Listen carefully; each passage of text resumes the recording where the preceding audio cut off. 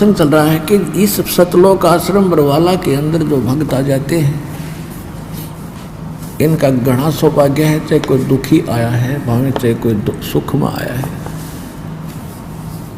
ये दुख उसके लिए फिर एक वरदान सिद्ध होगा जो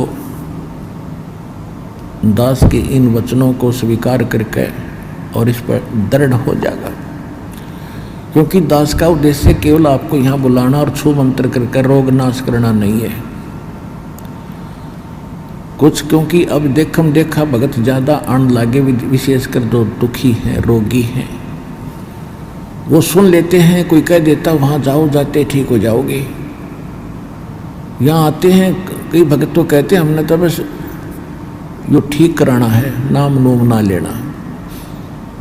होता कोई बात हुई यार, सिर में दर्द करना हो हमारे भी, तुम यहाँ पर यहाँ आने से पहले ये सोचकर आया करो, यदि आपने मोक्ष प्राप्ति करनी है तो आओ, यदि आपने रोगी नाश कराना है तो हॉस्पिटल बहुत बड़े हैं, वहां जाओ। सच्चा भगत जियो देखो अपना आत्मा तुम गड़बड़ ना कर दियो, कदे भक्तान बुला के जमान लग जाओ, कदे मेरे वाले इस काम में फिर फेल कर दो तुम नहीं। अपनी भक्ति करो, सब न राम नाम पर ला दो, और वो भी भक्ति। तो फिर वो दूसरा तरीका, पहले क्या था, या परमात्मा आते हैं एक सुचारू स्वयं आते हैं, या मेरे जैसे दास को भेज देते हैं। ज्ञान वही होता है, परमात्मा विधान वही होता है। अप्लीकेबल वो खुद भी करते हैं, अपने नुमाइंदे रिप्रेजेंटेटिव से भी उसको वो सुचारू करवा देते हैं, लागू करवाते हैं। आश्रम में या जिन जूनियर सीनियर की आग सारा लाग रही है, या भी एक बेड़ी है इस काल की, तो भगत तो एक सतर में होने चाहिए, ऊंच नीच ना हो, पहला पीछा कुछ नहीं होता। एक पिता की संतान है, एक बड़ा बेटा है, एक 15 साल छोटा है, तो सह तो एक के पिता के, सह तो भाई हुए, बहन भाई है, तो ऐसे हुआ।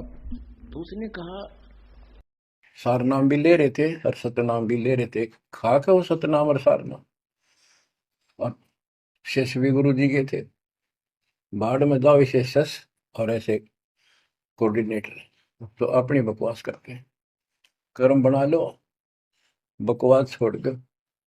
ये बार बार कहने की बात नहीं है, तो मुश्किल से मानो शरीर मिला, इसमें तुम वो चौधर में खो दियो और नष्ट करके चले जाइए इस जीवन को।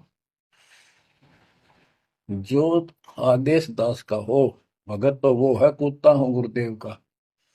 रामपाल दास का नाम, गले प्रेम की जेवड़ी, जा खेचो आ जाओ मैं, तो करो तो बाहड़ू, वापस आ जाऊं तो दूर दूर करो तो जाऊं, जो रखो तो हीरो, जो देव सो खाओ। के वही बात सुन लो बच्चों, तुमने मेरी सीख पर, मेरी शिक्षा पर अमल नहीं करा, अब तो अपने लालच वश मेरे शिष्य बने रहे। पर मेरी बात सुन लो, मेरा काला मुंह मत करो, मेरी एक अंतिम पुकार सुन लो तुम। वही बात सुन लो बच्चों, तुमने मेरी सीख पर, मेरी शिक्षा पर अमल नहीं करा, अब तो अपने लालच वश मेरे शिष्य बने रहे। पर मेरी बात सुन लो, मेरा काला मुंह मत करो, मेरी एक अंतिम पुकार सुन लो तुम। वही बात सुन लो बच्चों, तुमने मेरी सीख पर, मेरी शिक्षा पर अमल नहीं करा, अब तो अपने लालच वश मेरे शिष्य बने रहे। पर मेरी बात सुन लो, मेरा काला मुंह मत करो, मेरी एक अंतिम पुकार सुन लो तुम। वही बात सुन लो बच्चों, तुमने मेरी सीख पर, मेरी शिक्षा पर अमल नहीं करा, अब तो अपने लालच वश मेरे शिष्य बने रहे। पर मेरी बात सुन लो, मेरा काला मुंह मत करो, मेरी एक अंतिम पुकार सुन लो तुम। जैसे हम यहाँ हमारे सामने कई ऐसी चीजें आई हैं,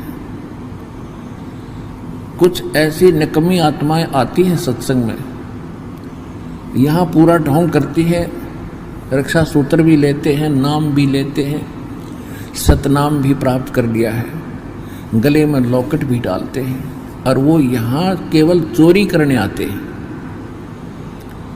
अब इस तरह का कोई आदमी दुर्घटना में मरता है, आम आदमी तो यूं कहेगा कि रामपाल का चेला था, लॉकेट भी वही है, धागा भी वही है, वो रामपाल का चेला नहीं था, वो तो काल का चेला था।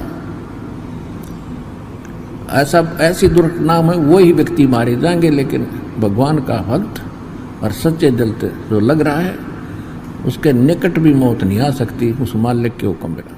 और तो बात छोड़ो।